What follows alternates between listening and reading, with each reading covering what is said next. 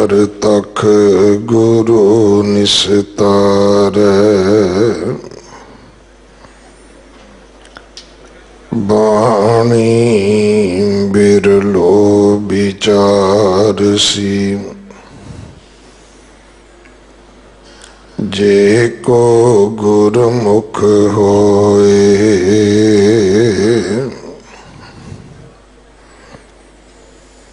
एह बाणी महापुरख की, निज कर वासा होए।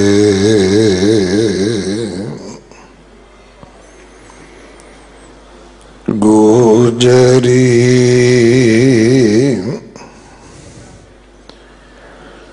श्री जयदेव जियो का पदा, कर चौथा एक ओंकार, सतगुर प्रसाद।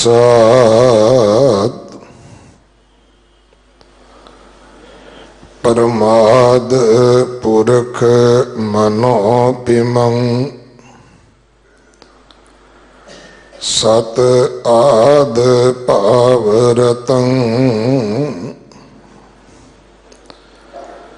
परमद पुतं परकृत परं, जद चिंत सर्वगतं। केवल राम नाम मनोरमं, बद अमृत तत्मयं। नादनोत जस मरणेन जन्म, जराद मरण भयं रहाओ। इच्छस जमाद परापयं, जस स्वस्त सुकृत कृतं। पाव पूत पाव समबेयं, परमं प्रसन्नमिदं। लोबाद दृष्ट पर गृहं, जद विद अचरणं। तज सकल दोहकृत दुर्मति, पज चकर तर शरणं। हर भगत निज नेह केवला, रिद कर्मणा बचसा। जोगेन किं जगेन किं, दानेन किं तपसा। गोविंद गोविंदे, गोविंद गोविंदेत जप नर। सकल सिद्ध पदं, जय देव आयो तस स्फुटं। पाव पूत सर्वगतं, गोविंद गोविंदेत जप नार। सकल सिद्ध पदं, जय देव आयो तस स्फुटं। पाव पूत ਸਰਬਗਤੰ। ਵਾਹਿਗੁਰੂ ਜੀ ਕਾ ਖਾਲਸਾ, ਵਾਹਿਗੁਰੂ ਜੀ ਕੀ ਫਤਿਹ। ਗੁਜਰੀ ਰਾਗ ਅੰਦਰ ਭਗਤ ਜੈਦੇਵ ਜੀ ਦਾ ਇਹ ਪਦਾ, ਜਿਸ ਦਾ ਪਾਠ ਆਪ ਜੀ ਨੇ ਸਰਵਣ ਕੀਤਾ ਹੈ, ਇਸ ਦੀ ਵਿਚਾਰ ਭਾਈ ਜੀਵਾ ਸਿੰਘ ਜੀ ਦਮਦਮੀ ਟਕਸਾਲ ਵਾਲੇ ਆਪ ਜੀ ਨੂੰ ਸਰਵਣ ਕਰਵਾਉਣਗੇ। 2 ਦਿਨ ਉਹਨਾਂ ਦਾ ਸੇਵਾ ਦਾ ਸਮਾਂ ਹੈ। 2 ਦਿਨਾਂ ਦੇ ਵਿੱਚ ਭਗਤ ਜੀ ਦੇ 2 ਸ਼ਬਦਾਂ ਦੀ ਵਿਚਾਰ ਉਹਨਾਂ ਨੇ ਸੰਪੂਰਨ ਕਰਨੀ ਹੈ। ਗੁਰੂ ਕਲਗੀਧਰ ਪਾਤਸ਼ਾਹ ਗੁਰੂ ਗੋਬਿੰਦ ਸਿੰਘ ਮਹਾਰਾਜ ਜੀ ਦੇ ਪ੍ਰਕਾਸ਼ ਗੁਰਪੁਰਬ ਨੂੰ ਸਮਰਪਿਤ ਜੋ ਲਾਈਟਿੰਗ ਹੋਈ ਸੀ, ਉਹ ਵੱਡੇ ਸਾਹਿਬਜ਼ਾਦਿਆਂ ਦੇ ਸ਼ਹੀਦੀ ਗੁਰ ਦਿਹਾੜੇ ਦੇ ਸਮੇਂ ਔਰ ਫਿਰ ਛੋਟੇ ਸਾਹਿਬਜ਼ਾਦਿਆਂ ਦੇ ਸ਼ਹੀਦੀ ਦਿਹਾੜੇ ਦੇ ਦਿਨਾਂ ਵਿੱਚ 26 ਤੇ 27 ਨੂੰ ਬੰਦ ਰੱਖੀ ਗਈ ਔਰ ਹੁਣ 1 ਜਨਵਰੀ ਤੱਕ ਇਹ ਲਾਈਟਿੰਗ ਰਹੇਗੀ। ਜਿਨ੍ਹਾਂ ਨੇ ਦਰਸ਼ਨ ਕੀਤੇ ਹਨ, ਭਾਗਾਂ ਵਾਲੇ ਹਨ ਭਾਈ। ਜਿਨ੍ਹਾਂ ਨੇ ਅਜੇ ਤੱਕ ਦਰਸ਼ਨ ਨਹੀਂ ਕੀਤੇ, ਉਹ ਆਪਣੇ ਸਤਿਗੁਰੂ ਦੇ ਇਸ ਪਿਆਰੇ ਅਸਥਾਨ ਗੁਰਦੁਆਰਾ ਬੰਗਲਾ ਸਾਹਿਬ ਦੀ ਯਾਤਰਾ ਜ਼ਰੂਰ ਕਰੋ। ਸਤਿਗੁਰਾਂ ਦੇ ਪਾਵਨ ਦਰਬਾਰ ਦੇ ਸੁੰਦਰ, ਮਨ ਨੂੰ ਮੋਹ ਲੈਣ ਵਾਲੇ ਇਹ ਦਰਸ਼ਨ ਕਰਕੇ ਜ਼ਰੂਰ ਆਪ ਜੀ ਆਨੰਦ ਪ੍ਰਾਪਤ ਕਰੋ। ਆਓ ਅਗਲੇ ਸਮੇਂ ਵਾਸਤੇ ਸਤਿਕਾਰਯੋਗ ਭਾਈ ਜੀਵਾ ਸਿੰਘ ਜੀ ਪਾਸੋਂ ਗੁਰਬਾਣੀ ਵਿਚਾਰ ਭਗਤ ਜੈਦੇਵ ਜੀ ਦੀ ਬਾਣੀ ਦੇ ਇਸ ਪਦੇ ਦੀ ਵਿਚਾਰ ਸਰਵਣ ਕਰੀਏ ਜੀ। ਵਾਹਿਗੁਰੂ ਜੀ ਕਾ ਖਾਲਸਾ, ਵਾਹਿਗੁਰੂ ਜੀ ਕੀ ਫਤਿਹ।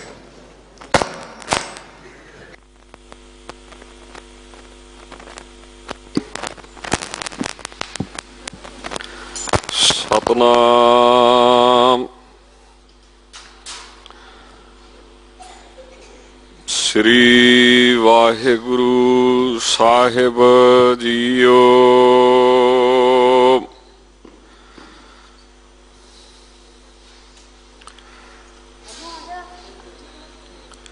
ਬਾਣੀ ਗੁਰੂ, ਗੁਰੂ ਹੈ ਬਾਣੀ।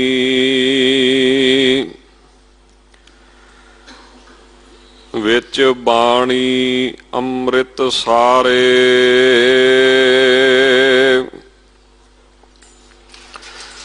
ਗੁਰਬਾਣੀ ਕਹੈ ਸੇਵਕ ਜਨ ਮਾਨੈ। ਪ੍ਰਤੱਖ ਗੁਰੂ ਨਿਸਤਾਰੇ।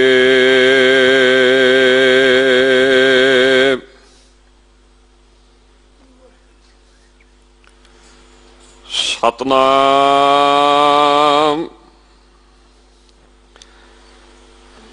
ਸ੍ਰੀ ਵਾਹਿਗੁਰੂ ਸਾਹਿਬ ਜੀਓ।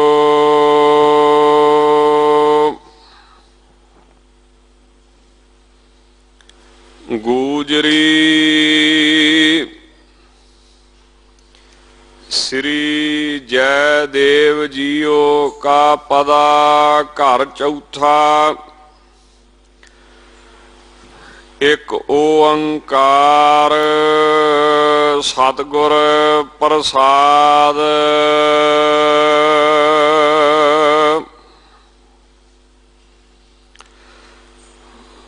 परमाद पुरख मनोपिमं। सत आद भाव रतन।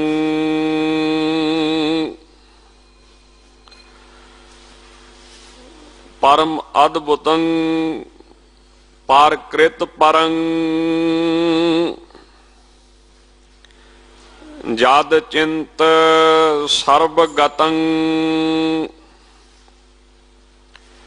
परमाद पुरख मनोपमं पतत पावन भगत वत्सल कृपा निधान। दसां पातशाहियां दी जोत तख्त चबर छतर ते मालक साहिब श्री गुरु ग्रंथ साहिब जी महाराज सतगुरां दी पावन पवित्र हजूरी अंदर जुड़ बैठी गुरु रूप गुरु खालसा साध संगत जीओ,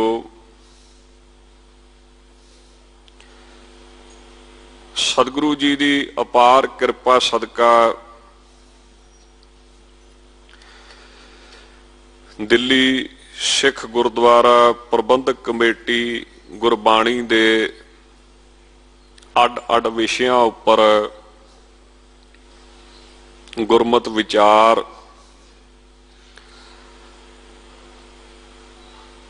गुरु घर दे विद्वानां पासों करवाउंदी है, जिस दा लाभ आप संगतां बड़े प्रेम दे नाल लैंदे हो। इसे तरह जो पवित्र जीवन वाले गुरसिख भगत महापुरख होए ने, जिन्हां दी बाणी धन गुरु ग्रंथ साहिब महाराज विच दर्ज कीती गई है,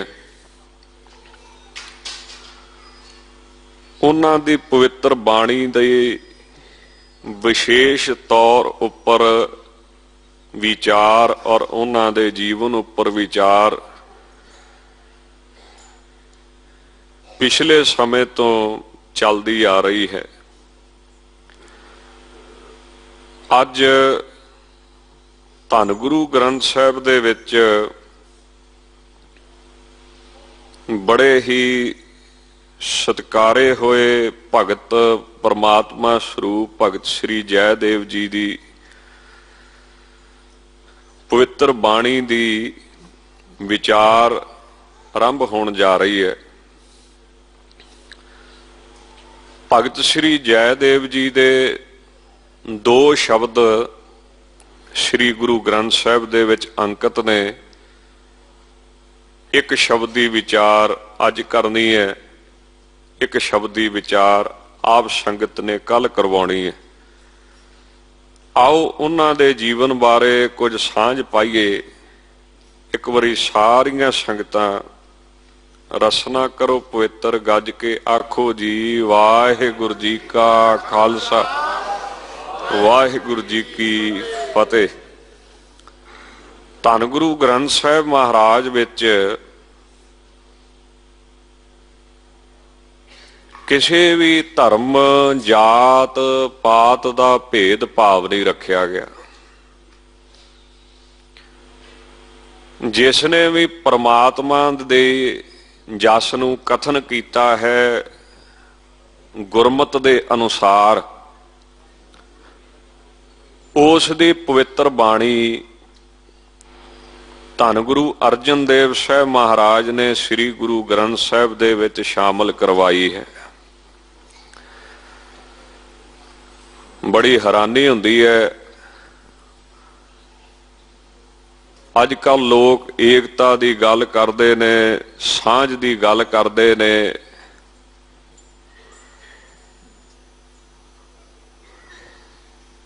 पर इको एक दुनिया दे विच ग्रंथ है धन गुरु ग्रंथ साहिब, जिहदे विच तुसी इहदा सही एग्जाम्पल उदाहरण के तौर पर तुसी देख सकते हो कि जिथे जात पात भेद भाव सब छड्ड के,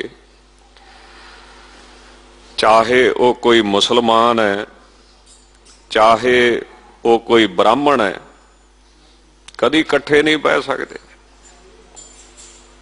ब्राह्मण ते मुसलमान कदी इकट्ठा नहीं हो सकता। चाहे वो कोई गरीब जात दा है, नीवें खानदान दा है, संसार दी वरण वंड अनुसार लोकां दी मनमत अनुसार, चाहे वो बड़ा अमीर है, जात करके भी उच्चा है, जिसने भी निर्गुण स्वरूप परमात्मा दे जस नूं कथन कीता है ते गुरमत दे अनुसार है, उन्होंने धन गुरु अर्जन देव साहब ने गुरु ग्रंथ साहब दे विच शामिल कीता है। अज सिख दा सिर जिथे 10 पातशाहियां नूं झुकदा है रोज गुरु ग्रंथ साहब अगे, उत्थे सिख दा सिर एक मुसलमान धन बाबा फरीद नूं भी झुकदा है, एक कसाई भगत सदना जी नूं भी झुकदा है, एक राजपूत राजे भगत पीपा जी नूं भी झुकदा है, एक गरीब भगत भगत रविदास जी महाराज नूं भी झुकदा है, भगत कबीर साहब नूं भी झुकदा है। इत्थे जात पात दी गल ही कोई नहीं है, भेद भाव की गल ही कोई नहीं है। बस जेड़े ब्रह्म नूं पहुंचे हुए ब्रह्म ज्ञानी ने उन्हां सबना नूं ही झुकदा है। उत्थे ही ब्राह्मण भगत जयदेव, श्री तरलोचन जी वर्गे, श्री बेणी जी वर्गे, उन्हां नूं भी सिर झुकदा है।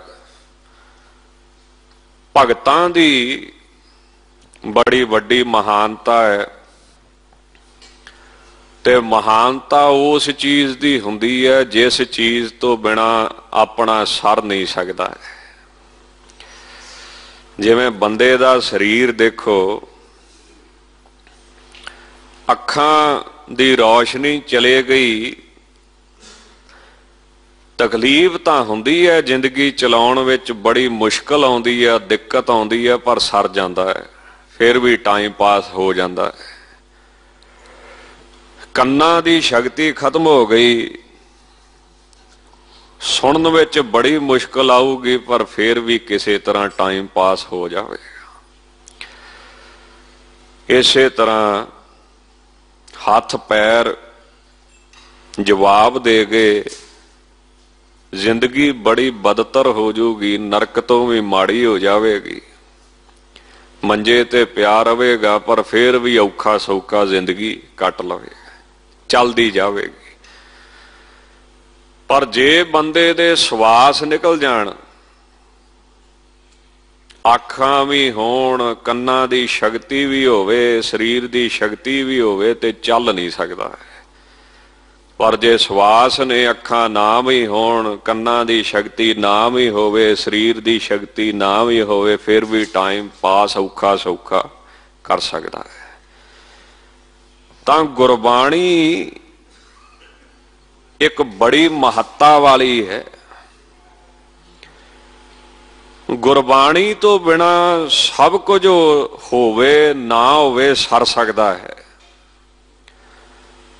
पर जे बाणी नहीं सतगुरां दी, भगतां दी, संतां दी, तां सिख दा किसी तरह भी नहीं सर सकता है।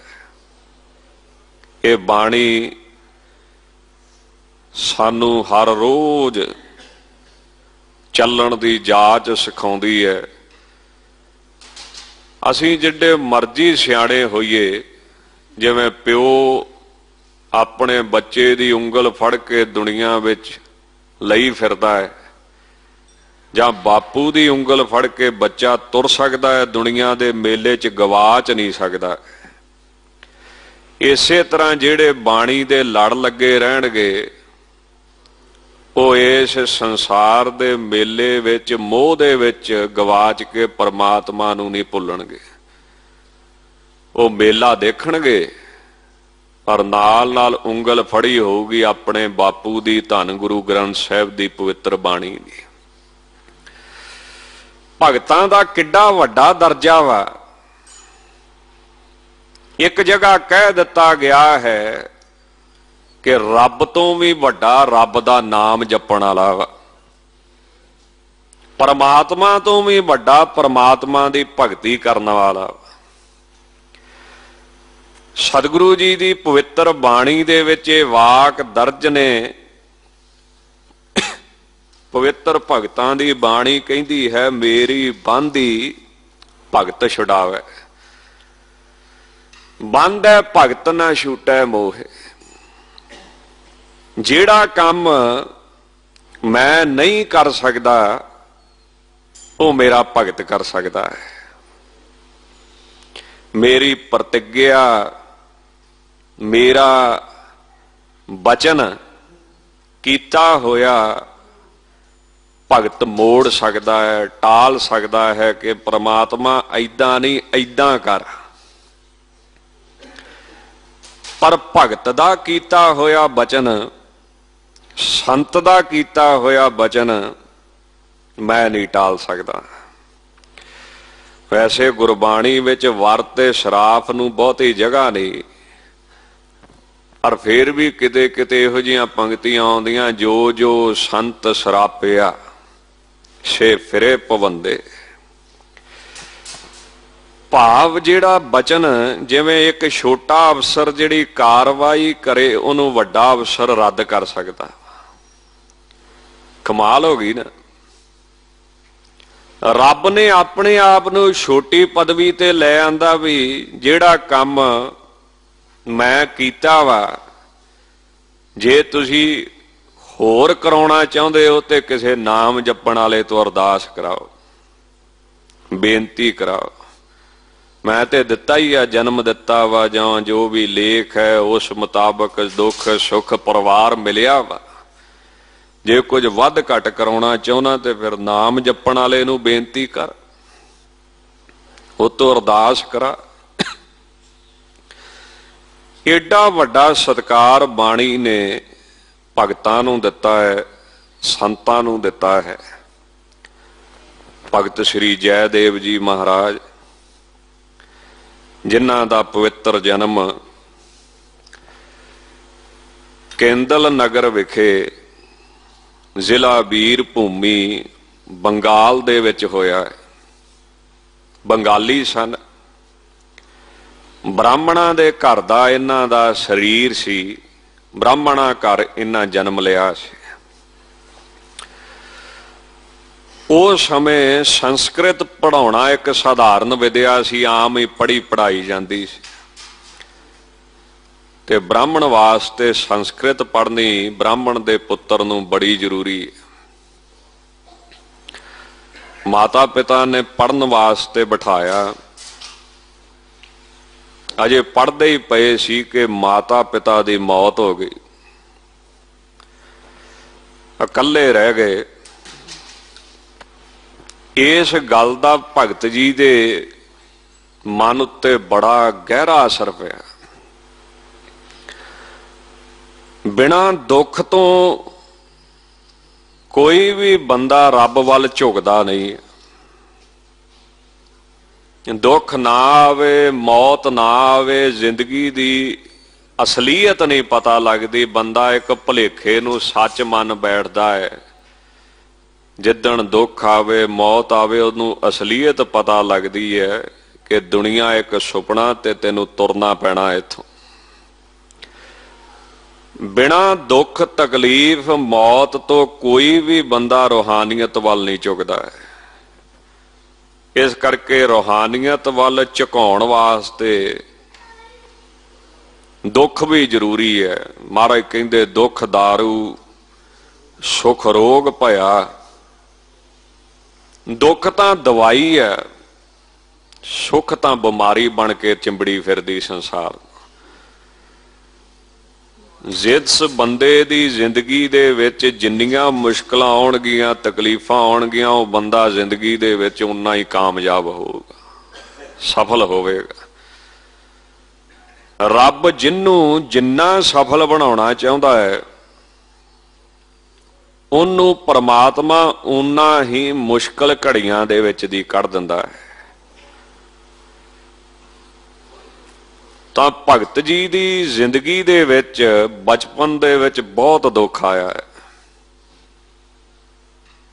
ठीक है, ਰਿਸ਼ਤੇਦਾਰਾਂ ਸੰਬੰਧੀਆਂ ਨੇ ਬੜਾ ਹੌਸਲਾ ਦਿੱਤਾ, ਪਰ ਕਿੰਨਾ ਕੁ ਚਿਰ ਉਹਦੇ ਘਰ ਬਹਿ ਸਕਦੇ। ਅਖੀਰ ਜਾਣਾ ਹੀ ਪਿਆ, ਸਭ ਨੂੰ, ਇਕੱਲਾ ਰਹਿ ਗਿਆ ਘਰ ਦੇ ਵਿੱਚ। ਰੋਂਦੇ ਪਏ ਨੇ ਰਾਤ ਨੂੰ, ਚੁੱਪ ਕਰਾਉਣ ਵਾਲਾ ਕੋਈ ਨਹੀਂ, ਕਿਉਂ ਮਾਤਾ ਪਿਤਾ ਦੋਵਾਂ ਦੀ ਮੌਤ ਹੋ ਚੁੱਕੀ। ਇਸ ਵਿਰਾਗ ਦੇ ਵਿੱਚ ਕਿਸੇ ਮਹਾਤਮਾ, ਕਿਸੇ ਸੰਤ ਦਾ ਮਿਲਾਪ ਹੋਇਆ। ਰੋਂਦੇ ਨੂੰ ਦੇਖ ਕੇ ਕਹਿਣ ਲੱਗੇ, ਕਿਉਂ ਰੋਂਦਾ? ਕਹਿੰਦਾ ਮੇਰਾ ਕੋਈ ਹੈ ਨਹੀਂ। ਕਹਿੰਦੇ ਜਿਹਦਾ ਕੋਈ ਵੀ ਨਹੀਂ ਹੁੰਦਾ ਉਹਦਾ ਪਰਮਾਤਮਾ ਹੁੰਦਾ। ਸਾਹਿਬ ਨਿਤਾਣਿਆਂ ਕਾ ਤਾਣ। ਆਪਾਂ ਰੋਜ਼ ਅਰਦਾਸ ਵਿੱਚ ਸੁਣਦੇ ਹਾਂ, ਨਿਉਟਿਆਂ ਦੀ ਓੜ, ਨਿਆਸਰਿਆਂ ਦਾ ਆਸਰਾ, ਨਿਪੱਤਿਆਂ ਦੀ ਪੱਤ, ਨਿਗੱਤਿਆਂ ਦੀ ਗੱਤ। ਦੁੱਖ ਬੰਦੇ ਨੂੰ ਬਹੁਤ ਤਰੱਕੀ ਦੇ ਸਕਦਾ ਜੇ ਕਿਤੇ ਦੁੱਖ ਵੇਲੇ ਕੋਈ ਉਹਨੂੰ ਸਿੱਧਾ ਤੋਰ ਦੇ। ਦੁੱਖ ਬੰਦੇ ਨੂੰ ਡਬੋ ਵੀ ਸਕਦਾ ਜੇ ਕੋਈ ਦੁੱਖ ਵੇਲੇ ਉਹਨੂੰ ਤੋਰ ਦੇ ਵੀ। ਜੇ ਤੂੰ ਗਮ ਨੂੰ ਭੁਲਾਉਣਾ ਚਾਹੁੰਦਾ ਤੇ ਫਿਰ ਸ਼ਰਾਬ ਪੀ, ਉਧਰ ਵੀ ਲਾ ਸਕਦਾ।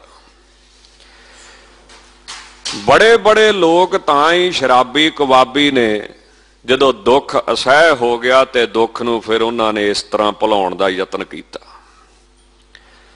ਪਰ ਜੇ ਲੋਹਾ ਗਰਮ ਹੋਵੇ ਤੇ ਸੱਟ ਮਾਰ ਦੇ ਵੀ ਠੀਕ ਹੈ, ਜੇ ਤੇਰਾ ਕੋਈ ਵੀ ਨਹੀਂ ਤੇ ਫਿਰ ਤੇਰਾ ਪਰਮਾਤਮਾ ਤੇ ਉਹ ਭਗਤੀ ਵੱਲ ਤੋਰਤਾ। ਸ਼ੁਭ ਕਰਮ ਸਨ, ਭਗਤੀ ਵੱਲ ਤੁਰ ਪਏ। ਨਾਲੇ ਮਾਤਾ ਪਿਤਾ ਜਿਹੜੇ ਸਾਡੇ ਸਤਿਕਾਰਯੋਗ ਨੇ, ਉਹ ਐਸ ਜਨਮ ਦੇ ਮਾਤਾ ਪਿਤਾ ਨੇ, ਪਰ ਪਿਛਲੇ ਜਨਮ ਦਾ ਮਾਂ ਪਿਓ ਕੌਣ ਸੀ? ਉਤੋਂ ਪਿਛਲੇ ਜਨਮ ਦਾ ਮਾਂ ਪਿਓ ਕੌਣ ਸੀ? ਉਤੋਂ ਪਿਛਲੇ ਜਨਮ ਦਾ ਕੌਣ ਸੀ? ਤਾਂ ਮੰਨਣਾ ਪਊਗਾ ਇਹ ਅਸਲੀ ਮਾਂ ਪਿਓ ਪਰਮਾਤਮਾ ਹੀ ਹੈ। ਭਰਾ ਤੇ ਐਸ ਜਨਮ ਦਾ ਸਾਥੀ ਹੈ, ਬਾਹਾਂ ਬਣ ਕੇ ਨਾਲ ਖੜਿਆ ਹੈ, ਪਰ ਪਿਛਲੇ ਜਨਮ ਕੌਣ ਸੀ? ਉਤੋਂ ਪਿਛਲੇ। ਅਖੀਰ ਮੰਨਣਾ ਪਊਗਾ ਵੀ ਇੱਕ ਦੁਨਿਆਵੀ ਭਰਾ ਵਾ ਤੇ ਇੱਕ ਅਸਲੀ ਭਰਾ ਵਾ। ਇੱਕ ਦੁਨਿਆਵੀ ਸੱਜਣ ਆ ਤੇ ਇੱਕ ਅਸਲੀ ਸੱਜਣ ਆ। ਇੱਕ ਦੁਨਿਆਵੀ ਮਾਤਾ ਪਿਤਾ ਹੈ ਤੇ ਇੱਕ ਅਸਲੀ ਜਨਮਾਂ ਜਨਮਾਂ ਦਾ ਮਾਤਾ ਪਿਤਾ ਹੈ। ਇੱਕ ਮਾਂ ਪਿਓ ਦਾ ਐਸ ਜਨਮ ਦੇ ਪਿਤਾ ਦਾ ਕਿੰਨਾ ਸਤਿਕਾਰ ਕਰਦੇ ਆ। ਆਪਣੇ ਦਫ਼ਤਰ ਵਿੱਚ ਫੋਟੋ ਲਾਈ ਹੁੰਦੀ ਵੀ ਜੋ ਦਿੱਤਾ ਮੇਰੇ ਬਾਪੂ ਨੇ ਦਿੱਤਾ, ਜੋ ਬਣਿਆ ਮੈਂ ਇਹਦੇ ਬਲ ਤੇ ਬਣਿਆ ਵਾਂ। ਜ਼ਿੰਦਗੀ 'ਚ ਜੋ ਵੀ ਆ ਮੈਂ ਇਹਨਾਂ ਕਰਕੇ ਆ। ਪਰ ਜਿਸ ਵਾਹਿਗੁਰੂ ਨੇ ਇੱਕ ਜਨਮ ਨਹੀਂ, ਜਿੰਨੇ ਜਨਮ ਤੂੰ ਲਏ ਨੇ, ਹਰ ਜਨਮ ਵਿੱਚ ਤੈਨੂੰ ਸਫਲਤਾ ਦਿੱਤੀ ਹੈ, ਤਰੱਕੀ ਦਿੱਤੀ ਹੈ, ਤੇ ਉਹਨੂੰ ਮੱਥਾ ਟੇਕਣ ਵੀ ਨਾ ਆਵੇ, ਉਹਨੂੰ ਯਾਦ ਵੀ ਨਾ ਕਰੇ, ਤੇ ਫਿਰ ਤੇ ਇਹ ਗੱਲ ਤੇ ਫੱਬਦੀ ਨਹੀਂ। ਤਾਂ ਉਸ ਸੰਤ ਮਹਾਤਮਾ ਨੇ ਉਹਨੂੰ ਰੱਬ ਵਾਲੇ ਬੰਨੇ ਤੋਰ ਦਿੱਤਾ। ਰੋਂਦਾ ਬਹੁਤ ਸੀ ਉਹ ਮਾਂ ਪਿਓ ਨੂੰ ਯਾਦ ਕਰਕੇ। ਰੋਂਦੇ ਰੋਂਦੇ ਨੇ ਉਹਨੇ ਗੀਤ ਰਚਣੇ ਸ਼ੁਰੂ ਕਰ ਦਿੱਤੇ ਰੱਬ ਦੀ ਯਾਦ ਵਿੱਚ। ਜਦੋਂ ਰੱਬ ਦੇ ਬਣਾਏ ਹੋਏ ਗੀਤਾਂ ਨੂੰ ਗਾਉਂਦੇ ਸੀ ਭਗਤ ਸ੍ਰੀ ਜੈਦੇਵ ਜੀ, ਕਹਿੰਦੇ ਸੁਣਨ ਵਾਲੇ ਰੋਣ ਲੱਗ ਪੈਂਦੇ ਸੀ। ਹਿਸਾਬ ਲਾ ਲਓ, ਜਿਹੜਾ ਇੱਕ ਵਾਰੀ ਉਹਨਾਂ ਦੀ ਆਵਾਜ਼ ਸੁਣ ਲੈਂਦਾ ਸੀ, ਲਾਗੇ ਬਹਿ ਕੇ ਉਹ ਨਾਲ ਗੀਤ ਗਾਉਣ ਲੱਗ ਪੈਂਦਾ ਸੀ ਰੱਬ ਦੇ, ਤੇ ਉਹ ਵੀ ਰੋਣ ਲੱਗ ਪੈਂਦਾ ਹੈ। ਤਾਂ ਸੀ ਜਵਾਨੀ, ਬਚਪਨ। ਤਾਂ ਪੜ੍ਹਨਾ ਸ਼ੁਰੂ ਕੀਤਾ, ਪੜ੍ਹਾਈ ਚਲੋ ਉਹਨਾਂ ਦੀ ਚੱਲਦੀ ਰਹੀ। ਪੜ੍ਹਾਈ ਵੱਲੋਂ ਉਹਨਾਂ ਮਨ ਨਹੀਂ ਉਚਾਟ ਕੀਤਾ। ਬੜੇ ਵੱਡੇ ਸੰਸਕ੍ਰਿਤ ਦੇ ਉਹ ਪੰਡਤ ਬਣੇ, ਵਿਦਵਾਨ ਬਣੇ, ਪ੍ਰੋਫੈਸਰ ਬਣੇ, ਗਿਆਤਾ ਬਣੇ, ਗੇ ਬਣੇ, ਬਹੁਤ ਵੱਡੇ ਵਿਦਵਾਨ ਬਣੇ। ਅਖੀਰ ਸੰਸਾਰ ਦਾ ਸੁਭਾਅ ਹੈ, ਬਾਣੀ ਕਹਿੰਦੀ ਹੈ ਵੀ ਜਦੋਂ ਕੋਈ ਬੰਦਾ ਮਰਦਾ ਨਾ, ਇਹਨਾਂ ਨੂੰ ਮਰਨ ਦਾ ਦੁੱਖ ਨਹੀਂ ਆ, ਇਹਨਾਂ ਨੂੰ ਇਸ ਗੱਲ ਦਾ ਦੁੱਖ ਹੁੰਦਾ ਵਾ ਵੀ ਮੈਨੂੰ ਕਿੰਨਾ ਕੁ ਹਿੱਸਾ ਮਿਲੂਗਾ ਇਹਦੇ ਵਿੱਚ। ਗੁਰਬਾਣੀ ਕਹਿੰਦੀ ਆ ਜਦੋਂ ਤੇਰੀ ਮੌਤ ਹੋਣੀ ਇਹਨਾਂ ਤੈਨੂੰ ਨਹੀਂ ਰੋਣਾ, ਸ਼ਾਮ ਤੱਕ ਇਹਨਾਂ ਸੋਚੀ ਪੈ ਜਾਣਾ ਵੀ ਸਾਡਾ ਕਿੰਨਾ ਕੁ ਹਿੱਸਾ ਸਾਨੂੰ ਮਿਲਣਾ ਤੇ ਕਿੰਨਾ ਕੁ ਗਵਾਚ ਜਾਣਾ, ਨਿਕਲ ਜਾਣਾ ਇੱਥੋਂ। ਇਹਨਾਂ ਉਹਨੂੰ ਵੀ ਰੋਣਾ ਵਾ ਨਾਲ ਹੀ। ਗੁਰਬਾਣੀ ਕਹਿੰਦੀ ਹੈ ਅਬਰ ਮਰਤ ਮਾਇਆ ਮਨ ਤੁਲੈ, ਤੋ ਭਗਮੁਖ ਜਨਮ ਗਵਾਇਆ। ਜਦੋਂ ਕੋਈ ਮਰਦਾ ਵਾ ਉਹਨੂੰ ਨਹੀਂ ਰੋਂਦਾ, ਮਾਇਆ ਨੂੰ ਤੋਲਦਾ ਮਨ ਵਿੱਚ ਵੀ ਕਿੰਨੀ ਕੁ ਮਿਲਣੀ ਆ ਮੈਨੂੰ। ਸ਼ਰੀਕੇ ਦੇ ਵਿੱਚੋਂ ਕੋਈ ਇਹਨਾਂ ਦੇ ਪਿਤਾ ਦਾ ਦੂਰ ਤੋਂ ਭਰਾ ਲੱਗਦਾ ਸੀ, ਉਹਦਾ ਨਾਂ ਸੀ ਨਿਰੰਜਨ ਬ੍ਰਾਹਮਣ। ਉਹਨੂੰ ਇਹਦੇ ਪਿਤਾ ਦੀ ਮੌਤ ਦਾ ਗਮ ਨਹੀਂ ਆ, ਮਾਂ ਦੀ ਮੌਤ ਦਾ ਗਮ ਨਹੀਂ ਆ। ਇਹਨਾਂ ਦੇ ਪਿਤਾ ਕੋਲੇ ਪੱਕਾ ਮਕਾਨ ਸੀ ਤੇ ਬੰਗਾਲ ਵਿੱਚ ਉਸ ਸਮੇਂ ਬੜੀ ਗਰੀਬੀ ਸੀ। ਲੱਕੜ ਦੇ ਘਾਹ ਫੂਸ ਦੇ ਘਰ ਬਣਾਏ ਜਾਂਦੇ ਸਨ ਤੇ ਬਹੁਤ ਵੱਡਾ ਸ਼ੈਤਾਨ ਸੀ, ਬੇਈਮਾਨ ਸੀ। ਪਿੰਡ 'ਚ ਹਰੇਕ ਕਿਸੇ ਨਾ ਕਿਸੇ ਨਾਲ ਉਹਨੇ ਧੋਖਾ ਜ਼ਰੂਰ ਦਿੱਤਾ ਸੀ, ਇੱਕ ਬੰਦਾ ਸੁੱਕਾ ਨਹੀਂ ਸੀ ਉਹਨੇ ਛੱਡਿਆ। ਉਹਨੇ ਦੇਖਿਆ ਵੀ ਜੈਦੇਵ ਬੜਾ ਭੋਲਾ ਹੈ, ਸਿੱਧਾ ਹੈ, ਭਗਤ ਬੰਦਾ ਹੈ, ਤੇ ਹੋਵੇ ਨਾ ਇਹਦਾ ਪੱਕਾ ਮਕਾਨ, ਹੜੱਪ ਜਾਈਏ। ਤਾਂ ਉਹਨੇ ਇੱਕ ਨਕਲੀ ਕਾਗਜ਼ ਲਿਖਿਆ, ਲਿਖ ਕੇ ਭਗਤ ਜੀ ਕੋਲੇ ਆਇਆ, ਜਿਹੜੇ ਜਵਾਨ ਸਨ, ਪੜ੍ਹੇ ਸਨ, ਪਰ ਚਲਾਕ ਨਹੀਂ ਸਨ, ਚਤਰ ਨਹੀਂ ਸਨ, ਭੋਲੇ ਸਨ। ਕਿਉਂ ਗੀਤ ਹੀ ਗਾਉਂਦੇ ਰਹਿੰਦੇ ਸੀ, ਗੀਤਾਂ ਕਰਕੇ ਪ੍ਰਸਿੱਧ ਹੋਏ ਨੇ। ਉਹਨਾਂ ਦਾ ਗ੍ਰੰਥ ਵੀ ਬੜਾ ਪ੍ਰਸਿੱਧ ਆ, ਗੀਤ ਗੋਬਿੰਦ, ਰੱਬ ਦੇ ਗੀਤ ਬਸ ਗਾ। ਆਣ ਕੇ ਕਹਿਣ ਲੱਗਾ, ਹੁਣ ਜਿੰਨਾ ਬੰਦਿਆਂ ਨੇ ਠੱਗੀ ਮਾਰਨੀ ਹੁੰਦੀ ਨਾ, ਪਹਿਲਾਂ ਉਹ ਬੰਦੇ ਦਾ ਦਿਲ ਜਿੱਤਦੇ ਆ। ਉਹ ਦਿਲ ਵਿੱਚ ਵੜਦੇ ਆ ਵੀ ਮੈਂ ਤੇਰਾ ਸਭ ਤੋਂ ਭਲਾ ਮੰਗਣ ਵਾਲਾ ਸਕਾ, ਮੇਰੇ ਵਰਗਾ ਤੇਰਾ ਸਾਥੀ ਕੋਈ ਨਹੀਂ। ਕਿਉਂ ਮਿੱਠੀ ਛੁਰੀ, ਤਾਈਓ ਕਹਿੰਦੇ ਨਾ ਮਿੱਠੇ ਹੋ ਤੇ ਛੁਰੀ ਫੇਰੋ। ਕੌੜੇ ਹੋਇਆ ਤੇ ਕਿਸੇ ਨੇ ਲਾਗੇ ਲੱਗਣ ਨਹੀਂ ਦੇਣਾ। ਜਾ ਕੇ ਕਹਿਣ ਲੱਗਾ, ਜੈਦੇਵ ਜਿਹੋ ਜੇ ਤੇਰੇ ਮਾਂ ਪਿਓ ਸੀ, ਇਹੋ ਜਿਹਾ ਬੰਦਾ ਸਾਡੇ ਇਸ ਸ਼ਹਿਰ ਦੇ ਵਿੱਚ ਨਹੀਂ ਹੈ, ਇਸ ਜ਼ਿਲ੍ਹੇ ਵਿੱਚ ਨਹੀਂ।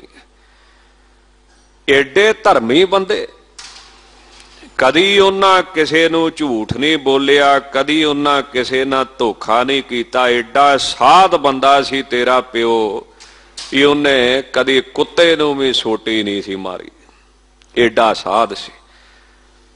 ਭਗਤ ਜੈਦੇਵ ਜੀ ਭੋਲੇ ਸਨ, ਉਹਨਾਂ ਸੋਚਿਆ ਵੀ ਇਹ ਤਾਂ ਬੜਾ ਹਤੀਸ਼ੂ ਆ, ਮੇਰਾ ਬਹੁਤ ਚੰਗਾ ਬੰਦਾ ਵਾ, ਕਿ ਮਾਂ ਪਿਓ ਦੀ ਉਸਤਤ ਕੀਤੀ ਨਾ। ਹੁਣ ਮਾਂ ਪਿਓ ਤੇ ਹਰੇਕ ਨੂੰ ਪਿਆਰਾ। ਉਹਨਾਂ ਕਦੀ ਕਿਸੇ ਦਾ ਹਿੱਸਾ ਨਹੀਂ ਰੱਖਿਆ, ਬੜੇ ਸੱਤ ਪ੍ਰਤੱਗੀ ਸਨ। ਪਰ ਇੱਕ ਗੱਲ ਦਾ ਮੈਨੂੰ ਦੁੱਖ ਆ। ਕਹਿੰਦਾ ਕੀ? ਕਹਿੰਦਾ ਉਹਨਾਂ ਮੇਰੇ ਪਾਸੋਂ ਪੈਸੇ ਉਧਾਰ ਲਏ ਸੀ, ਬੜੇ ਨੇਕ ਬੰਦੇ ਸੀ, ਮੋੜਨੇ ਸੀ, ਪਰ ਉਹਨਾਂ ਦੀ ਮੌਤ ਹੋ ਗਈ। ਮੌਤ ਦਾ ਮੈਨੂੰ ਬੜਾ ਦੁੱਖ ਆ, ਪਰ ਮੈਂ ਚਾਹੁੰਦਾ ਕਿ ਉਹਨਾਂ ਦੀ ਬਦਨਾਮੀ ਨਾ ਹੋਵੇ। ਤੇ ਪੁੱਤ ਉਹੀ ਮੰਨਿਆ ਜਾਂਦਾ ਵਾ ਜਿਹੜਾ ਪਿਓ ਦੇ ਕਰਜ਼ੇ ਲਾਹ ਦੇ, ਉਹਨੂੰ ਸਪੁੱਤ ਮੰਨਿਆ ਜਾਂਦਾ। ਤੇ ਤੂੰ ਏਦਾਂ ਕਰ, ਘਰ ਘੁਰ ਤੇ ਬਣਦੇ ਰਹਿੰਦੇ ਆ ਜੋ ਵੀ ਤੇਰੇ ਤੋਂ ਜਗ੍ਹਾ ਮਕਾਨ ਵੇਚ ਕੇ ਇੱਕ ਵਾਰੀ ਕਰਜ਼ਾ ਲਾ ਦੇ, ਸਭ ਪੈਸੇ ਚੁਕਾ ਦੇ। ਭਗਤ ਜੀ ਕਹਿਣ ਲੱਗੇ ਵੀ ਮੇਰੇ ਕੋਲੇ ਤੇ ਪੈਸੇ ਹੈ ਹੀ ਨਹੀਂ। ਕਹਿੰਦੇ ਚੱਲ ਤੂੰ ਐ ਕਰ, ਮਕਾਨ ਹੀ ਨਾ ਲਵਾ ਦੇ। ਹੁਣ ਦੇਖੋ, ਉਹਨਾਂ ਪਹਿਲਾਂ ਉਸਤਤ ਹੀ ਇੰਨੀ ਕੀਤੀ, ਦਿਲ 'ਚ ਹੀ ਇੰਨਾ ਵੜ ਗਿਆ। ਜੈਦੇਵ ਜੀ ਨੇ ਸੋਚਿਆ ਵੀ ਇਹ ਤੇ ਬੰਦਾ ਹੀ ਬੜਾ ਚੰਗਾ, ਬੜੀ ਸਹੀ ਗੱਲ ਕਹਿੰਦਾ। ਭੋਲੇ ਸਨ ਵਿਚਾਰੇ। ਕਹਿੰਦਾ ਲਿਆਓ ਫਿਰ। ਉਹ ਕਾਗਜ਼ ਤੇ ਪਹਿਲਾਂ ਹੀ ਲਿਖਾਈ ਫਿਰਦਾ ਸੀ, ਉਹਦਾ ਜੇਬ 'ਚ ਪਾਈ ਫਿਰਦਾ ਸੀ। ਉਹਨੇ ਕੱਢ ਕੇ ਅੱਗੇ ਰੱਖ ਦਿੱਤਾ ਤੇ ਭੋਲੇ ਪਨ ਦੇ ਵਿੱਚ ਜੈਦੇਵ ਜੀ ਨੇ ਉੱਤੇ ਦਸਖਤ ਕਰਤੇ, ਸਾਈਨ ਕਰ ਦਿੱਤੇ। ਪੜ੍ਹੇ ਸੀ, ਸੰਸਕ੍ਰਿਤ ਦੇ ਵਿਦਵਾਨ ਸਨ, ਪਰ ਹੈ ਭੋਲੇ ਸਨ। ਹਿਰਦੇ ਦੇ ਸਾਫ਼ ਸਨ, ਸ਼ੁੱਧ ਸਨ। ਇੱਧਰ ਉਹਨਾਂ ਨੇ ਦਸਖਤ ਕੀਤੇ ਨੇ ਤੇ ਉਧਰ ਦੇਖੋ ਪਰਮਾਤਮਾ ਨੂੰ ਕਿੰਨਾ ਫਿਕਰ ਪੈ ਗਿਆ। ਉਸੇ ਵੇਲੇ ਹੀ ਕਹਿੰਦੇ ਨਿਰੰਜਨ, ਨਾ ਤਾਂ ਨਿਰੰਜਨ ਸੀ, ਨਿਰੰਜਨ ਮੈਨੇ ਮਾਇਆ ਦੀ ਕਾਲਖ ਤੋਂ ਰਹਿਤ, ਪਰ ਇਹ ਕਹਿੰਦੇ ਬਿਲਕੁਲ ਹੀ ਕਾਲਾ ਸੀ, ਦਿਲ ਦਾ ਐਡਾ ਲੋਭੀ ਸੀ। ਇੰਨੇ ਚਿਰ ਨੂੰ ਇਹਦੀ ਲੜਕੀ ਭੱਜੀ ਆਈ, ਪਿਤਾ ਜੀ ਘਰ ਨੂੰ ਅੱਗ ਲੱਗ ਗਈ। ਇੱਧਰ ਉਹ ਦਸਖਤ ਕਰਾਉਂਦਾ ਹੈ ਤੇ ਉਧਰ ਘਰ ਨੂੰ ਅੱਗ ਲੱਗ ਜਾਂਦੀ। ਨਿਰੰਜਨ ਨੂੰ ਹੱਥਾਂ ਪੈਰਾਂ ਦੀ ਪੈ ਜਾਂਦੀ ਹੈ, ਭੱਜ ਕੇ ਜਾਂਦਾ ਹੈ। ਘਾਹ ਫੂਸ ਆਦਿਕ ਲੱਕੜ ਵਰਤੀ ਗਈ ਹੈ ਘਰ ਦੇ ਵਿੱਚ, ਉਹ ਸੜ ਕੇ ਸਾਹਮਣੇ ਸਵਾਹ ਹੁੰਦਾ ਜਾ ਰਿਹਾ। ਵੈਸੇ ਆਪਾਂ ਗੁਰਬਾਣੀ ਦੀ ਤਾਕਤ ਨੂੰ ਮੰਨਦੇ ਨਹੀਂ, ਪਰ ਭਗਤ ਜੈਦੇਵ ਜੀ ਦੀ ਜ਼ਿੰਦਗੀ ਦੀ ਘਟਨਾ ਇਸ ਪੰਕਤੀ ਨੂੰ ਸਿੱਧ ਕਰਦੀ ਹੈ। ਨਿਰਵੈਰੇ ਨਾਲ ਵੈਰ ਰਚਾਏਂਦਾ, ਆਪਣੇ ਘਰ ਲੂਕੀ ਲਾਏ। ਜਿਹੜਾ ਨਿਰਵੈਰ ਬੰਦੇ ਨਾਲ ਵੈਰ ਕਰਦਾ, ਧੰਨ ਗੁਰੂ ਗ੍ਰੰਥ ਸਾਹਿਬ ਕਹਿੰਦੇ ਉਹ ਆਪਦੇ ਘਰ ਨੂੰ ਚਵਾਤੀ ਆਪ ਲਾਉਂਦਾ ਪਿਆ, ਆਪਦੇ ਘਰ ਨੂੰ ਅੱਗ ਉਹ ਆਪ ਲਾਉਂਦਾ ਪਿਆ, ਹੱਥੀਂ ਲਾਉਂਦਾ ਪਿਆ। ਭੱਜ ਕੇ ਗਏ, ਅੱਗ ਬੁਝਾਉਣ ਦਾ ਯਤਨ ਕੀਤਾ। ਗ੍ਰੰਥ ਕਹਿੰਦੇ ਨੇ ਅੱਗ ਬੁਝੀ ਨਹੀਂ, ਜਿਵੇਂ ਕੋਈ ਜਿੰਨਾ ਪਾਣੀ ਪਾਉਂਦੇ ਸੀ ਜਿਵੇਂ ਕੋਈ ਹੋਰ ਤੇਲ ਪਾਉਂਦਾ ਸੀ, ਜਿਵੇਂ ਕੋਈ ਲਾਗੇ ਖੜਾ ਹੁੰਦਾ ਵੀ ਮੈਂ ਬੁਝਣ ਨਹੀਂ ਦੇਣੀ।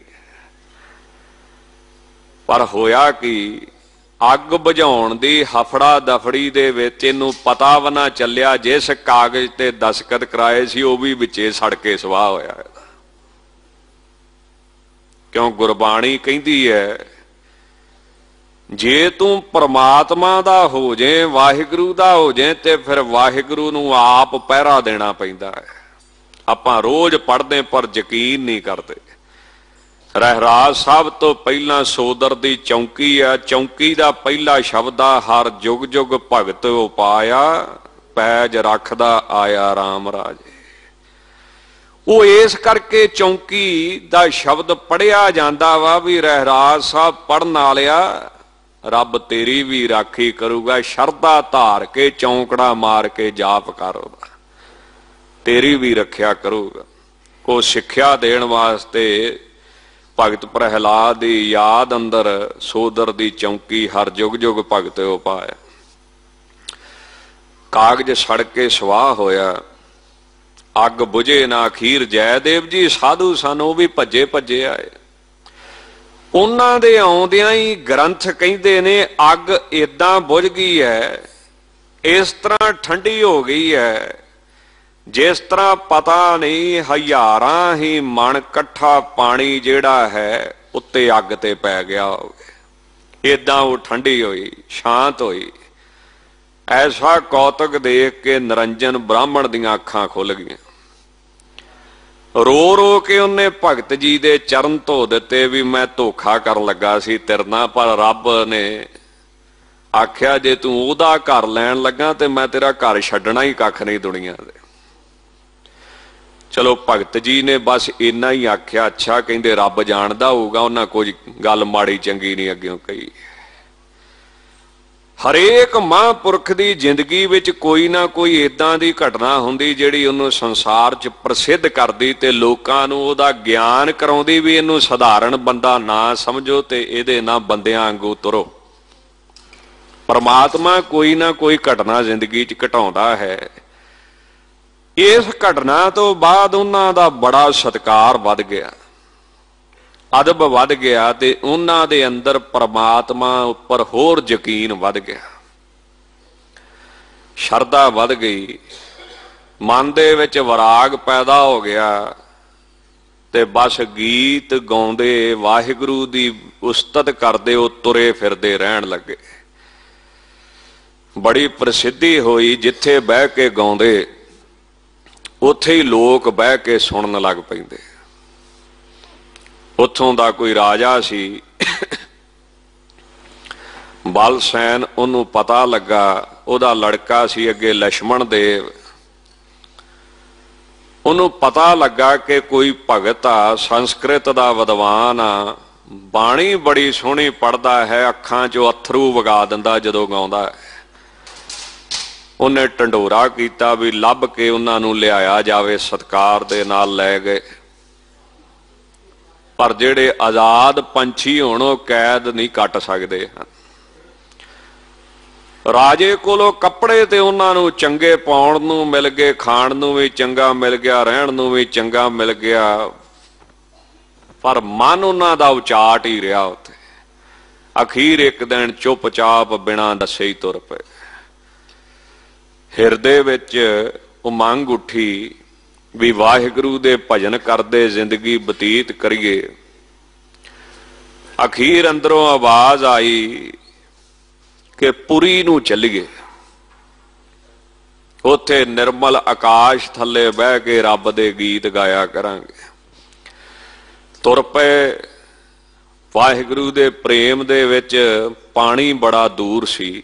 ਦੂਸਰੀ ਘਟਨਾ ਉਹਨਾਂ ਦੀ ਲਿਖੀ ਜ਼ਿੰਦਗੀ 'ਚ, ਪਾਣੀ ਬੜਾ ਦੂਰ ਸੀ। ਤੁਰਦੇ ਗਏ, ਪਿਆਸੇ ਸਨ, ਪਰ ਉਹ ਪ੍ਰੇਮ 'ਚ ਤੁਰਦੇ ਗਏ। ਅਖੀਰ ਗਸ਼ ਖਾ ਕੇ ਬੇਹੋਸ਼ ਹੋ ਕੇ ਡਿੱਗ ਪਏ। ਪਰਮਾਤਮਾ ਕਹਿੰਦੇ ਇੱਕ ਬੱਚੇ ਦਾ ਰੂਪ ਧਾਰ ਕੇ ਆਇਆ, ਗੜਵੀ ਹੱਥ 'ਚ ਦੁੱਧ ਦੀ ਹੈ, ਮੂੰਹ ਦੇ ਵਿੱਚ ਦੁੱਧ ਪਾਇਆ ਤੇ ਹੋਸ਼ ਦੇ ਵਿੱਚ ਲਿਆਂਦਾ। ਹੋਸ਼ ਵਿੱਚ ਲਿਆ ਕੇ ਜਦੋਂ ਹੋਸ਼ ਵਿੱਚ ਆਉਂਦੇ ਨੇ ਤਾਂ ਪੁੱਛਦੇ ਨੇ ਵੀ ਕਾਕਾ ਤੂੰ ਕੌਣ ਹੈ, ਕਿੱਥੇ ਰਹਿਣਾ? ਕਹਿੰਦਾ ਜੀ ਉਹ ਦੇਖੋ ਸਾਹਮਣੇ ਝੌਂਪੜੀਆਂ 'ਚ ਰਹਿਣਾ ਹਾਂ, ਗਵਾਲਿਆਂ ਦਾ ਲੜਕਾ ਵਾਂ। ਕੱਪੜੇ ਕਹਿੰਦੇ ਬੜੇ ਪਾਟੇ ਸੀ ਪਰ ਚਿਹਰੇ ਦਾ ਜਲਾਲ ਬੜਾ ਸੀ ਉਹਦਾ। ਭਗਤ ਜਦੋਂ ਆਉਣ ਨੂੰ ਦੇਖਣ ਲੱਗਾ ਵੀ ਉਹ ਝੌਂਪੜੀਆਂ, ਤੇ ਕਹਿਣ ਲੱਗਾ ਕਾਕਾ ਉੱਥੇ ਤੇ ਕੋਈ ਝੌਂਪੜੀ ਨਹੀਂ। ਜਦੋਂ ਪਿੱਛੇ ਦੇਖਿਆ ਤੇ ਉੱਥੇ ਕੋਈ ਵੀ ਨਹੀਂ। ਇਸ ਗੱਲ ਨੇ ਭਗਤ ਦਾ ਯਕੀਨ ਹੋਰ ਵਧਾ ਦਿੱਤਾ, ਵਿਸ਼ਵਾਸ ਹੋਰ ਵਧਾ ਦਿੱਤਾ। ਫਿਰ ਉਹ ਪੁਰੀ ਚਲੇ ਗਏ, ਉੱਥੇ ਬਹਿ ਕੇ ਕੀਰਤਨ ਕਰਨ ਲੱਗ ਪਏ। ਰਾਹ ਦੇ ਵਿੱਚ ਬਹਿ ਗਏ, ਕਿਸੇ ਜਗ੍ਹਾ ਤੇ ਨਹੀਂ ਬੈਠੇ, ਦਰਖਤ ਥੱਲੇ ਬਹਿ ਗਏ ਜਾ ਕੇ। ਸੰਗਤ ਪ੍ਰੇਮ ਨਾਲ ਉਹਨਾਂ ਨੂੰ ਪ੍ਰਸ਼ਾਦਾ ਛਕਾ ਦਿੰਦੀ। 2 ਟਾਈਮ ਸਤ ਸੰਗਤ ਹੋਣ ਲੱਗ ਪਈ, ਇਕੱਠ ਹੋਣ ਲੱਗ ਪਏ। ਇੱਕ ਉੱਥੇ ਸਦੇਵ ਬ੍ਰਾਹਮਣ ਰਹਿੰਦਾ ਸੀ। ਉਹਨੇ ਪ੍ਰਮਾਤਮਾ ਅੱਗੇ ਅਰਦਾਸ ਕੀਤੀ ਸੀ ਵੀ ਜਿਹੜਾ ਬੱਚਾ ਮੇਰੇ ਘਰ ਪਹਿਲਾ ਪੈਦਾ ਹੋਊਗਾ ਮੈਂ ਤੇਰੇ ਦਰ ਤੇ ਚੜਾਊਂਗਾ, ਉਹ ਤੇਰੀ ਸੇਵਾ ਕਰੂਗਾ ਸਾਰੀ। ਤੇ ਹੋਇਆ ਕਿ ਉਹਦੇ ਘਰ ਲੜਕੀ ਦਾ ਜਨਮ ਹੋਇਆ। ਜਦੋਂ ਉਹਨੇ ਭਗਤ ਜੀ ਦਾ ਜੀਵਨ ਦੇਖਿਆ ਤਾਂ ਸੋਚਦਾ ਰਿਹਾ, ਜਵਾਨ ਆ, ਸੋਹਣੇ ਆ, ਗਿਆਨੀ ਹਨ, ਵਿਦਵਾਨ ਹਨ, ਤੇ ਸਭ ਤੋਂ ਵੱਡੀ ਗੱਲ ਵੀ ਭਗਤੀ 'ਚ ਪਏ ਨੇ। ਤੇ ਹੋਵੇ ਨਾ ਹੋਵੇ ਮੈਂ ਆਪਣੀ ਲੜਕੀ ਦਾ ਰਿਸ਼ਤਾ ਇਹਨਾਂ ਨੂੰ ਕਰ ਦੇਵਾਂ, ਪਰ ਇਹ ਮੰਨੂਗਾ ਕਿੱਦਾਂ? ਦੇਖੋ ਰੱਬ ਨੇ ਜਦੋਂ ਆਪਣੀ ਖੇਡ ਕਰਦੀ ਹੁੰਦੀ ਤਾਂ ਭਗਤ ਜੈਦੇਵ ਜੀ ਮਹਾਰਾਜ ਬੈਠੇ ਕੀਰਤਨ ਕਰਦੇ ਬੇਨਤੀ ਕੀਤੀ। ਇਹਨੂੰ ਸਦੇਵ ਬ੍ਰਾਹਮਣ ਨੂੰ ਰਾਤ ਸੁਪਨੇ ਦੇ ਵਿੱਚ ਪਰਮਾਤਮਾ ਦਾ ਦ੍ਰਿਸ਼ਟਾਂਤ ਹੋਇਆ ਵੀ ਜਾ ਲੜਕੀ ਉਹਨਾਂ ਨਾਲ ਵਿਆਹ ਤੇ। ਇਹਨੇ ਆਣ ਕੇ ਬੇਨਤੀ ਕੀਤੀ। ਕਹਿੰਦੇ ਭਗਤ ਜੀ ਕਹਿਣ ਲੱਗੇ ਵੀ ਰੱਬ ਦੀ ਵੀ ਸਮਝ ਨਹੀਂ ਆਉਂਦੀ, ਪਹਿਲਾਂ ਘਰ ਚੋਂ ਕੱਢ ਕੇ ਲਿਆਇਆ ਤੇ ਹੁਣ ਫੇਰ ਘਰ ਦੇ ਵਿੱਚ ਬਿਠਾਉਣ ਲੱਗਾ। ਉਹਦੀਆਂ ਖੇਡਾਂ, ਉਹਦੀਆਂ ਲੀਲਾ ਦੀ ਵੀ ਸਮਝ ਨਹੀਂ ਆਉਂਦੀ ਵੀ ਉਹਨੇ ਕੀ ਕਰਨਾ ਤੇ ਕੀ ਨਹੀਂ ਕਰਨਾ।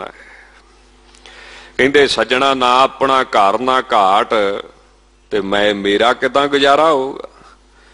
ਚਲੋ ਸਦੇਵ ਬ੍ਰਾਹਮਣ ਨੇ ਆਖਿਆ ਜੀ ਮੈਂ ਸੰਕਲਪ ਕਰ ਦਿੱਤਾ ਹੈ, ਆਪਣੀ ਲੜਕੀ ਦਾ ਵਿਆਹ ਕਰ ਦਿੱਤਾ। ਭਗਤ ਜੀ ਨੂੰ ਫੇਰ ਆਪਣੇ ਪਿੰਡ ਵਾਪਸ ਆਉਣਾ ਪਿਆ।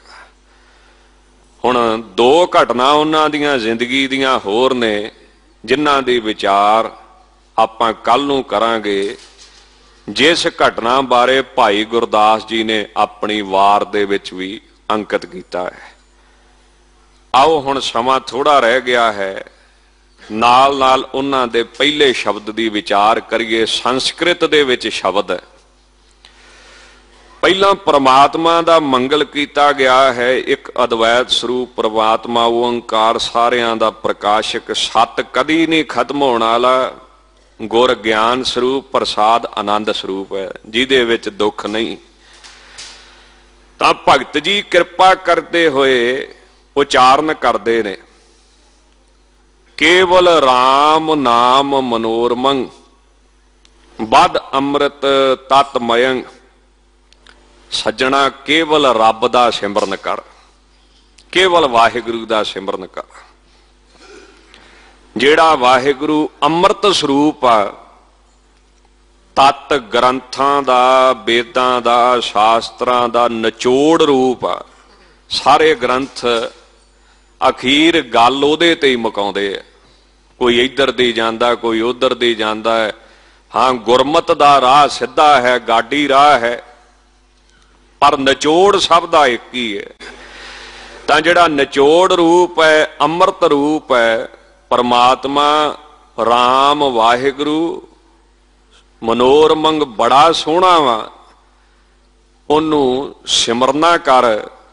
ਤੇ ਪੁੱਛਿਆ ਜੀ ਕਿੱਦਾਂ ਦਾ ਹੈ, ਤਾਂ ਫਿਰ ਭਗਤ ਜੀ ਕਹਿੰਦੇ ਪ੍ਰਮਾਦ ਪੁਰਖ ਮਨੋਪਮੰ ਸਤ ਆਦ ਭਾਵ ਰਤੰ।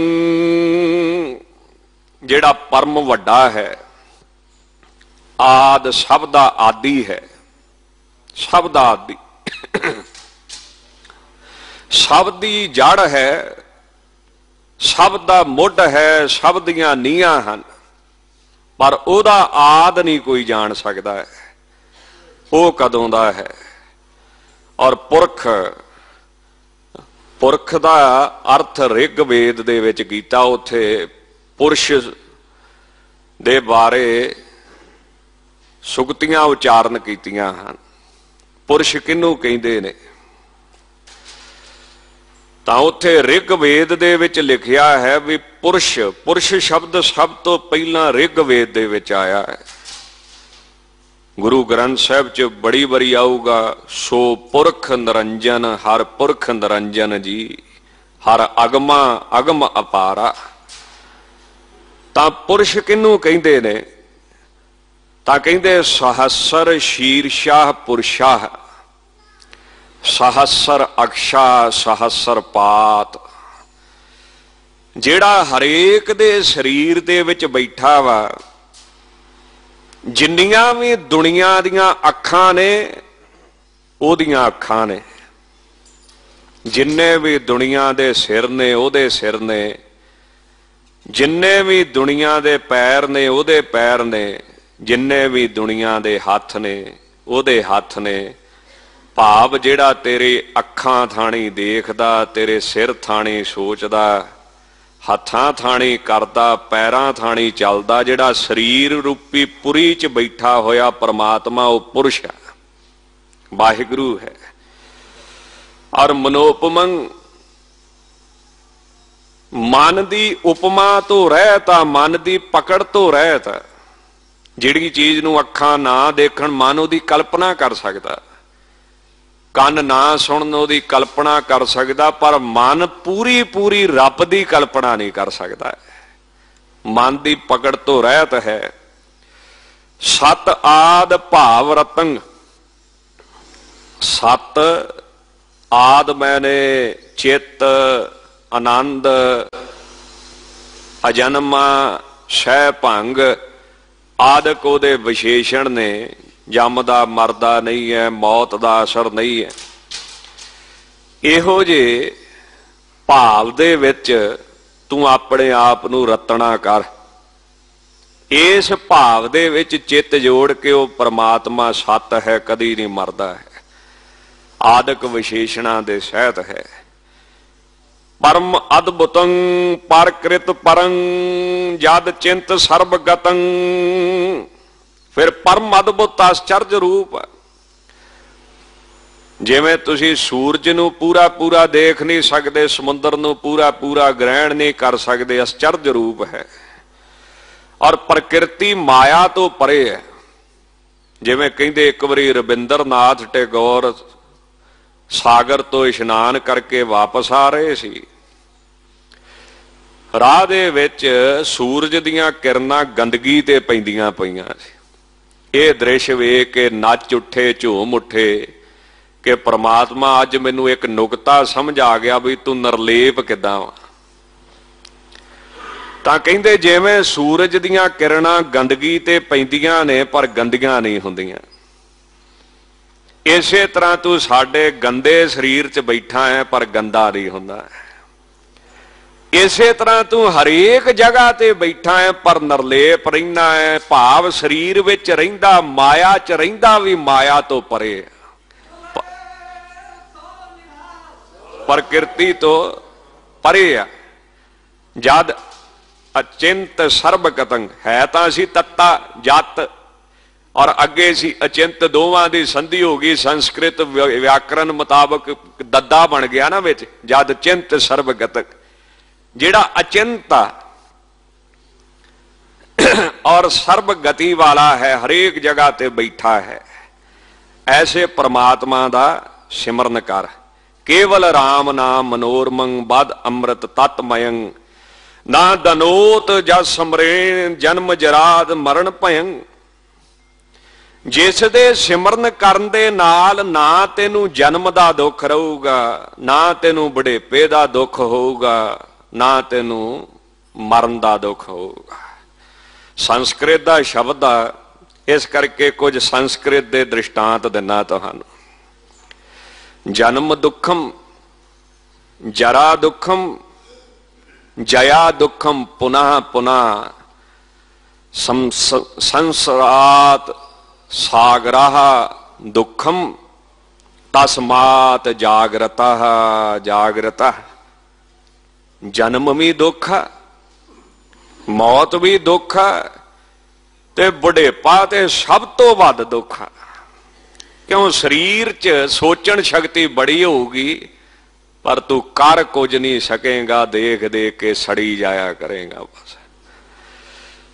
इस करके तस्मात, संसार जिन्ना वा दुख दा समुंदर आ, तस्मात जागृता है, जागृता जागला जागला। महाराज कहंदे जाग ले हो रे मना, जाग ले हो कहां गाफल सोया।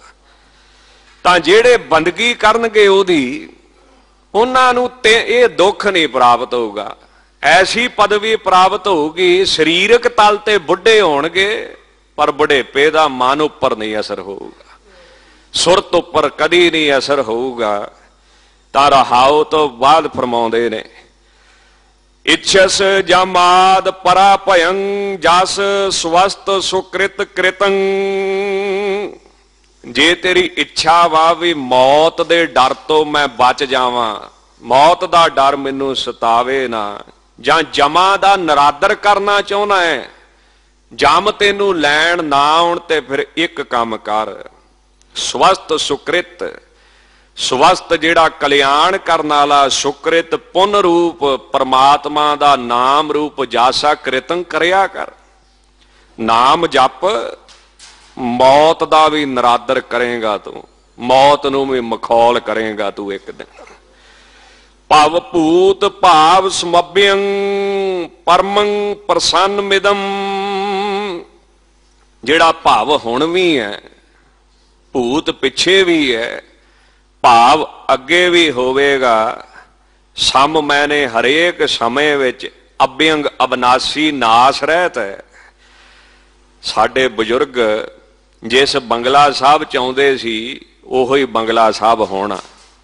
ਜਿਸ 'ਚ ਤੁਸੀਂ ਆਉਂਦੇ ਉਹੋ ਹੀ ਹੈ, ਜਿਸ 'ਚ ਤੁਹਾਡੇ ਬੱਚੇ ਆਉਣਗੇ ਉਹੀ ਰਹੇਗਾ, ਜਿਸ 'ਚ ਉਹਨਾਂ ਦੇ ਬੱਚੇ ਆਉਣਗੇ ਉਹੀ ਰਹੇਗਾ। ਅਸੀਂ ਨਹੀਂ ਰਵਾਂਗੇ ਪਰ ਇਹ ਉੱਥੇ ਦਾ ਉੱਥੇ ਰਹੇਗਾ। ਤਾਂ ਪਰਮਾਤਮਾ ਦੁਨੀਆ ਆਈ ਗਈ, ਜੰਮਦੀ ਤੁਰੀ ਜਾਂਦੀ, ਮਰਦੀ ਜਾਈ ਜਾਂਦੀ ਆ, ਪਰ ਉੱਥੇ ਦਾ ਉੱਥੇ ਹੀ ਆ, ਹਰ ਸਮੇਂ 'ਚ ਬੈਠਾ ਹੈ, ਅਬਨਾਸੀ ਹੈ। ਪਰਮ ਬਹੁਤਾ ਹੀ ਪ੍ਰਸੰਨ ਆਨੰਦ ਸਰੂਪ ਹੈ। ਇੱਥੇ ਫੇਰ ਸੰਧੀ ਹੋ ਗਈ ਹੈ ਸ਼ਬਦ ਦਾ, ਪ੍ਰਸੰਨਮ ਇਦਮ। ਇਦਮ ਮੈਨੇ ਇਹ ਜਿਹੜਾ ਪਰਮਾਤਮਾ ਹੈ, ਹਰ ਟਾਈਮ ਹਰ ਸਮੇਂ ਰਹਿਣ ਵਾਲਾ ਹੈ ਤੇ ਪ੍ਰਸੰਨ ਆਨੰਦ ਰੂਪ ਹੈ। ਜਿਹੜੇ ਇਹਦਾ ਸਿਮਰਨ ਕਰਨਗੇ ਉਹਨਾਂ ਨੂੰ ਦੁੱਖ ਨਹੀਂ ਆਵੇਗਾ। ਲੋਬਾਦ ਦ੍ਰਿਸ਼ਟ ਪਰਗ੍ਰਹਿੰ ਯਦ ਵਿਦ ਆਚਰਣੰ। ਤਜ ਸਕਲ ਦੋਕ੍ਰਿਤ ਦੁਰਮਤੀ ਭਜ ਚੱਕਰ ਧਰ ਸਰਣ। ਲੋਭ ਬਾਧਕ ਛੱਡ ਦੇ। ਜਿਹੜਾ ਪਰਾਏ ਗ੍ਰਹਿ ਘਰਾਂ ਨੂੰ ਤੂੰ ਦੇਖਦਾ ਨਾ ਮਾੜੀ ਨਿਗਾਹ ਨਾਲ ਛੱਡ ਦੇ। ਔਰ ਯਦ ਅਬਿਦ ਆਚਰਣ, ਯਤ ਅਬਿਦ ਜਿਹੜੇ ਅਬਿਦੀ ਅਬਿਦ ਨਾ ਕਰਨ ਵਾਲੇ ਆਚਰਣ ਨੇ ਉਹ ਵੀ ਛੱਡ ਦੇ, ਨਾ ਕਰਨ ਵਾਲੇ ਕੰਮ ਵੀ ਛੱਡ ਦੇ। ਤਜ ਸਕਲ ਦੁਖਕ੍ਰਿਤ ਦੁਰਮਤੀ, ਜਿੰਨੇ ਵੀ ਦੁਖਕ੍ਰਿਤ ਮਾੜੇ ਕੰਮ ਨੇ ਦੁਰਮਤ ਹੈ ਛੱਡ ਦੇ। ਇੱਕ ਕੰਮ ਕਰ ਭਜ ਚੱਕਰ ਧਰ ਸਰਣੰ, ਜਿਹੜਾ ਚੱਕਰ ਧਾਰੀ ਪਰਮੇਸ਼ਰ ਹੈ ਉਹਦੇ ਚਰਨ ਫੜ ਲਾ, ਉਹਦੀ ਸ਼ਰਨ ਵਿੱਚ ਆ ਜਾ। ਹਰ ਭਗਤ ਨਿਜ ਨਿਹ ਕੇਵਲਾ, ਰਿਦ ਕਰਮਣਾ ਬਚਸਾ। ਜੋਗੇਨ ਕਿੰਗ ਜਗੇਨ ਕਿੰਗ ਦਾਨੇਨ ਕਿੰਗ ਤਪਸਾ।